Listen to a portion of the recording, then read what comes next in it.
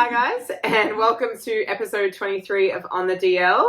Dakota and Lan are joining you today, and we are covering another diet, the carnivore diet. This is, I think it used to be really popular, a few years back around, when paleo or, keto had their, time of reigning, but not anymore. It's my understanding, and probably all of you guys at home, is, it's obviously really like fatty protein based. You have no vegetables, like none at all, no fruit, no carbohydrates, although I have heard that some people introduce them, but that's a whole other thing. And no nuts or seeds. From what I gathered and what I saw online, they're really pushing this way of eating because they believe that back in the day, 50 to 100 years ago, that we didn't have as many health disorders. Diabetes wasn't as popular. A lot of people were in better shape. People were in hospital a lot less, and they're putting that down to refined sugars and seeds or fat. And that apparently clearly one thing. It's not that 50 billion other things have changed since then. No, just these two things. Apparently, because seed oil became so popular, and obviously refined sugars are a lot more accessible. That's kind of what they're pushing like how they push their diet onto people. That's how they're selling it. Yeah. So there's a few scientific things behind these claims that have not been studied long term yet. So they could go either way. But a lot of what they're talking about are proteins that are in plant products like lignans and gluten and that they believe are inflammatory in the body. At the moment, jury's out. Like, I've seen as many studies that say that gluten is inflammatory as have said it's not inflammatory. From my perspective, I would have thought that it's an evolutionary thing, right? Like, if you evolved in an area where you had access to seeds, grains, you're probably going to evolve to digest them really well. 100%. And you're going to thrive off of that diet. It's dependent on your environment. That's right. Whereas if your ancestors come from an area where most of what they eat is animal products, then you might actually thrive on the carnivore diet. So, if you come from a remote area where all you're eating is seafood, which, high-fat seafoods and that sort of jazz, then perhaps you will thrive off of that style of diet. But I think they just miss so many things. Like, so much. There's a huge difference in how much time we spend sedentary these days. That has a massive impact. There's a huge amount of difference between what we would seek medical attention for these days that we wouldn't have back then. My grandfather could have chopped his foot off and he wouldn't have gone to the hospital. Death sentence. It's it's done. It's, I'll just wrap it up, and if it's meant to be, it's meant to be. Exactly. Whereas now we have a runny nose and we go to the doctor, so we now get things diagnosed that we would have never had diagnosed before. So is this prevalence of these disorders huge because of specifically those one or two aspects in our diet, or is it a whole bunch of factors that we need to consider and really look at it as a holistic picture? Yeah. And I'm not really a fan of a hugely restricted diet anyway.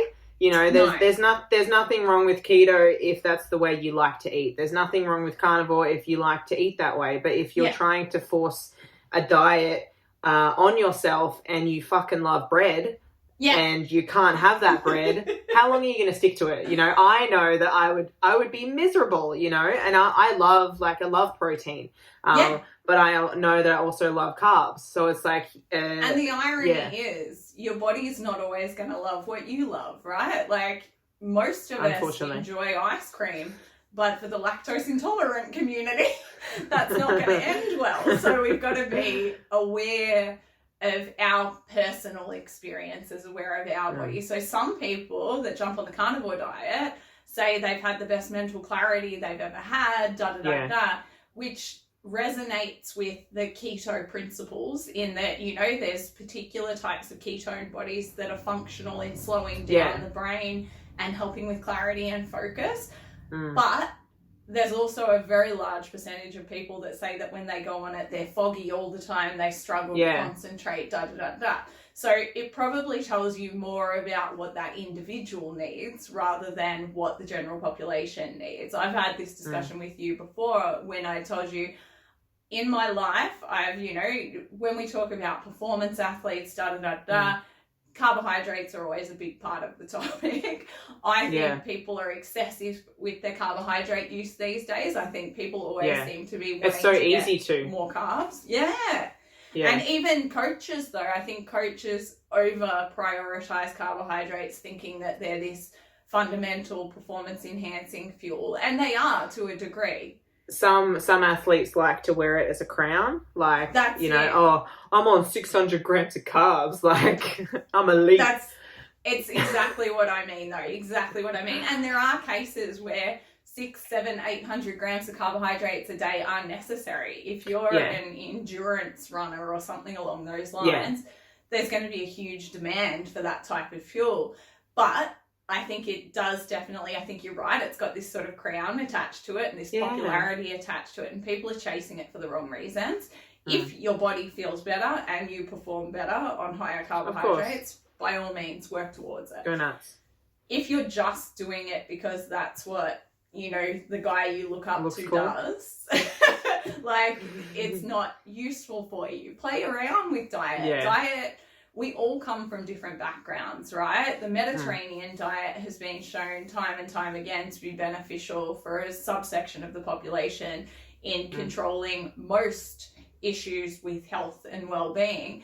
And it was popularized because it has so many vegetables and so many fruits and So it's the complete contradiction, but it has just as many studies saying that it's going to improve your health and well-being. So there's just so many mixed signals, you know, like you've got one half of the internet telling you that you should cut out all vegetables because they could be toxic to you. And then you've got the other half. It's like, well, if you don't eat veggies, you ain't going to go to the toilet. So it's like, what are you placing your importance on? The irony is they are both right. They are both right, but to limited degrees and only within certain subsections of the population. You know, there are people who don't digest plant products particularly well, and therefore the carnivore diet may be suited to them. There's also people who will not go to the toilet if they jump onto the carnivore diet, and if you haven't been to the toilet in a week, this is not the diet for you. It's just not. Or if you have diarrhea because you're on this diet, that means your body is getting rid of something for a reason, guys. That's not right either.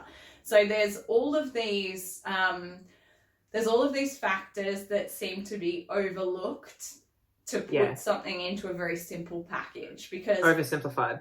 It's really like, I can see the appeal, particularly for people who love meat. I can see the appeal of the carnivore diet. It's simple. You don't have to think.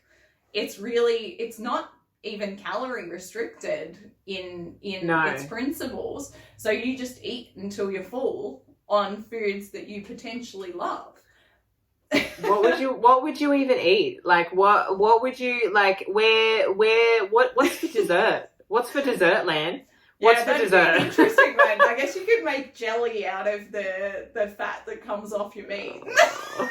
Sort of just. That would, with a bit of butter, or but like there have to be ways. You'd make it work, you know. The issue is that, like you said, there's no calorie restriction. It's, you know, it's not like, it's obviously based on, you know, whatever you want to do. How you feel.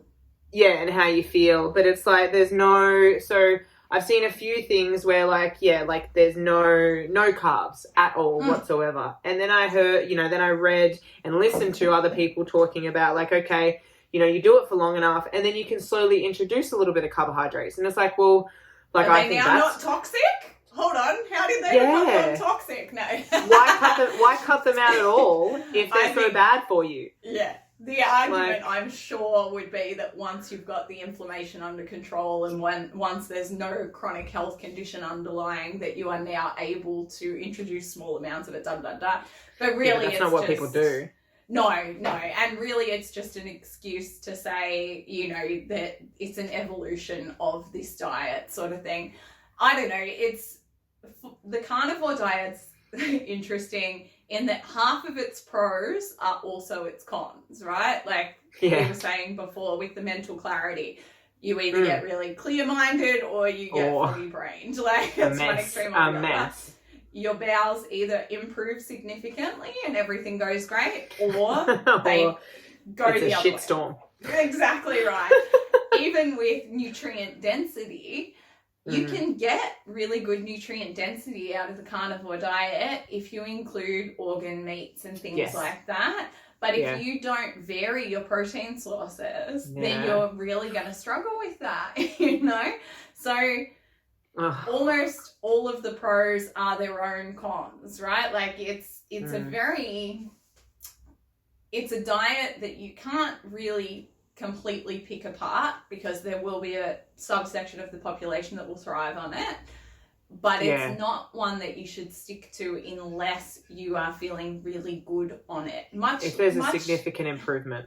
Much like keto, right? Like I told you once a long time ago that in my entire practice, I've never really put an athlete on keto, and then I got one woman who just thrived on it. Like she lifted better, felt better, moved better, everything was better on keto. So I put her on it and I said, please don't tell anyone because I'm going to get slammed. This is just between you and me. Yeah. Like we got to listen to your body, but it's not. It's definitely dependent on the person. Yeah, 100%. It's not like, oh, cool, keto worked for you. I'm going to now give it to everyone. Like that's not how it works. And like, you know, like we were speaking about earlier, you know, I think this diet would be really good for someone who does not enjoy food or more so like doesn't enjoy eating. That's right, because it does definitely affect your social life. Can you imagine having a birthday and not being able to eat your cake? God. No, you just get like a mince patty. And then just put like a little, I mean, I'd prefer that, you know, some cheese dressing, like. I had such a laugh because when you scroll through all the videos, you know, I'm looking for all of these clinicians and having a look, but then I found one called, what was it? Buff Dudes. And they did Buff Dudes do carnivore diet. They were great though. They're so entertaining. They'd be quite entertaining. Go check it out. Because they actually presented quite a balanced look at it. Like they really went all in. They tried to aim for zero sugar. Like they were looking through all of the packages and making sure that there was no added sugar. They did it right. Added anything. They went whole hog into it and they were just very, very straight up with what they experienced. And one of them is a father and he was saying, as a family man, this is just not going to be doable for me because, you know, imagine your kid is having a party for their birthday and they want to share a cupcake with you or, you know, that sort of jazz. How are you going to sit there and go, oh, no, I can't eat that because it doesn't come from an animal? You know? It's not made from meat. Get it away from me. There's just no way. I think for me, there's just too much restriction for this. I think if you want to try it and do it right and you see a significant positive improvement, then fantastic. But I also think that even if you do see a significant improvement, you should really put the effort in to slowly reintroduce carbohydrates. Like the benefits from that alone, you're gonna be missed, really. Like I think there's just far too much restriction for this, and I would never do it. I think the other thing is, you know, think about why you're doing it in the first place. If you are jumping onto the carnivore diet because you genuinely think your body is inflamed because you're consuming too many plant-based oils, omega-6s, you know, these plant proteins that could potentially be inflammatory, If that's why you're doing it, go for it. If you're doing it to lose weight, it's the same as anything else. If you're in a deficit, you're going to get the results. If you're not in a deficit, you're not going to get the results. So it really is the same thing. The only, I guess, the one benefit that you can definitely give this diet is it's satiating. You're very unlikely to feel hungry. Carnivore diet, partly because everything's so slow to go through. Yeah. But it's unlikely for you to feel hungry on this diet. So we're not pulling it apart. We're not saying that it's not got its validity and it's not got its place, but it's a highly restrictive diet that has the potential to have several detrimental impacts. Yes. Lack of fiber, lack of nutrients if there's not enough variety, potentially foggy brain. For people who are, for people who have insulin resistance issues, it's potentially a really good option for a short period of time to reset. There's all of these things that, like I said before, it really, for every pro, there's a con, even on the same level, even on the same rung.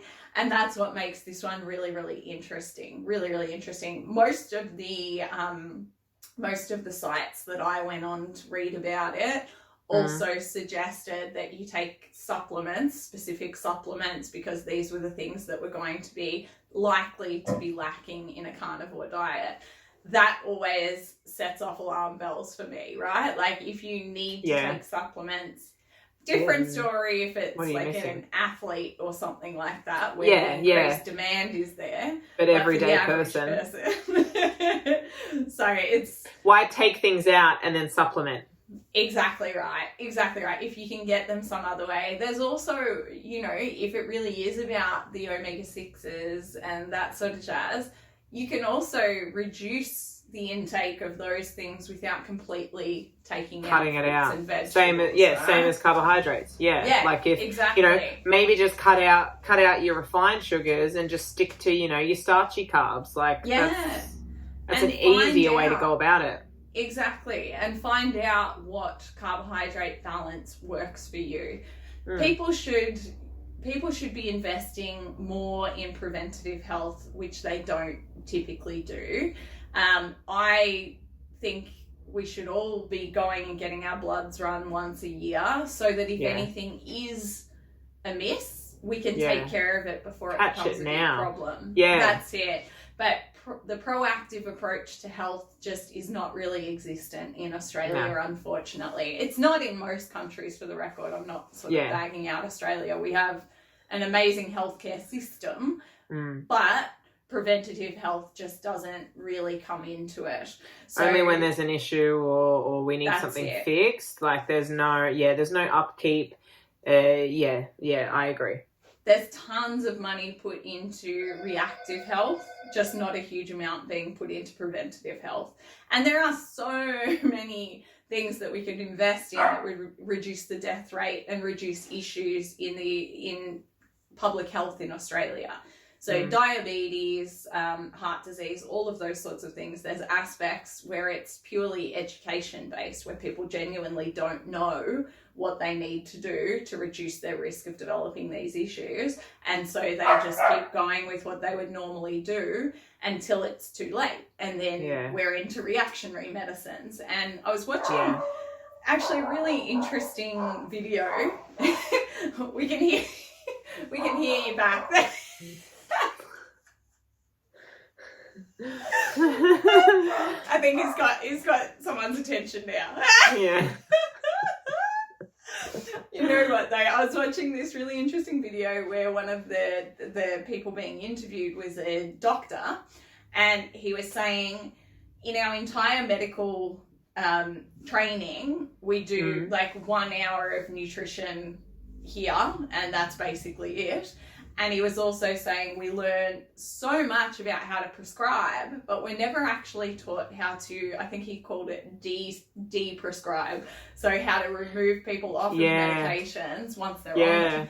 So say, for instance, you take someone who's got high blood pressure and they are eating the same thing that they were eating. They're not exercising, then the blood pressure medication is going to work perfectly. If you then intervene with exercise and you intervene with nutrition, we should be winding back the medication, right? Because we're improving everything else. So what ends up happening is they end up mucking about with the dosages, and these poor people end up having low blood sugar for ages before anything gets done about it, because it's proactive rather than reactive, and GPs are not used to dealing with that. So I don't know, it's a really interesting... The carnivore diet brings up interesting knock-on topics because of what it's supposed to be based on. Yeah, I think it's definitely, somebody is definitely ringing my doorbell. So just leave the package there. Please leave the package. Yeah, I agree. I think, like the what they're setting this diet, the precedent they're setting for this diet is they're trying to undo things from a time that wasn't even like anywhere near where we are now. We have completely different issues. We have completely different living conditions. It's just not the same issues anymore. You know, people were dying of a sprained leg 50, 100 years ago. Our life expectancy is so much larger. We're living for so much longer. You know, food is different. Food is much more accessible. Refined sugars are much more accessible and delicious and easy to eat. You know, fucking who doesn't love seeds? But it doesn't mean that you have to cut them out to be healthy. That's right. Yeah, I mean, you know, at the end of the day, if this diet works for your lifestyle and it isn't a chore to do, go nuts. You feel good on the carbs, fantastic. But if you're doing it and you feel lethargic and you're not going to the bathroom and you miss those foods, then what's the harm? It's not worth it. That's right. And if you are worried about it, be proactive. Get your bloods done once a year, and it will show you these inflammatory markers. So, you know, there's an element of if it ain't broke, don't fix it, right? Yeah, if you're 100%. An unhealthy person trying to get healthy, sure, give it a go. But if there's actually nothing wrong, if your inflammatory markers are all fine, you're energetic, you're able to do what you need to do in a day, and you're feeling happy and healthy, let it be until there is actually a problem. We fixate on these things way too much nowadays. We've got enough stress in our lives. Let's just enjoy feeling good rather than overly fixating on what's the next quick fix to get me to lose 10 overcomplicating. Kilos. 100%. If you've tried the diet and you have a different take, or you've had a really good experience or a really bad experience, we'd love to hear about it. So definitely comment below and give us your insight into that as well. I hear Joe Rogan loves it. But that's a whole other episode that we need to talk about here. Seriously, what hasn't done? He beat coronavirus, so love it. But thank you for watching, guys. If you have any comments, definitely pop them below. Don't forget to subscribe, like, share the shit out of us, and we will see you this time next week. Wonderful. Bye, guys.